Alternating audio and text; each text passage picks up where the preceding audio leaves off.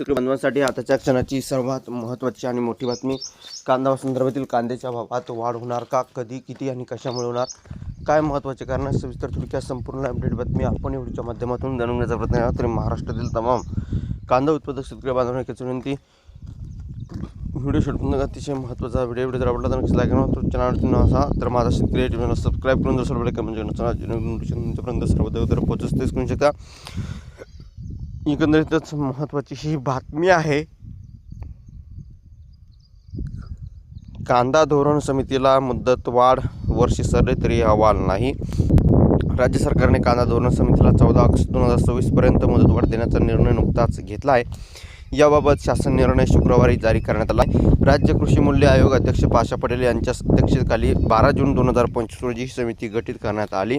या समितीला कांदा उत्पादकांचा आव्हानाचा अभ्यास करून 6 महिन्यात अहवाल सादर करण्याची मुदत देण्यात आली होती.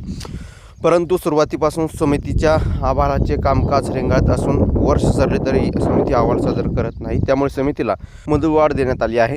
कांद्याचे बाजारभाव स्थिर ठेवणे, साठवणूक क्षमता वाढवण्यासाठी उपाययोजना, कांदा निर्यात धोरण आणि मूल्यवर्धित बाबत उपाय सुचवणे, तसेच शेतकरी, ग्राहक आणि व्यापारी यांच्या हितासाठी समतोल साधणे धोरण आखण्यासाठी राज्य सरकारने समिती गठीत केली आहे.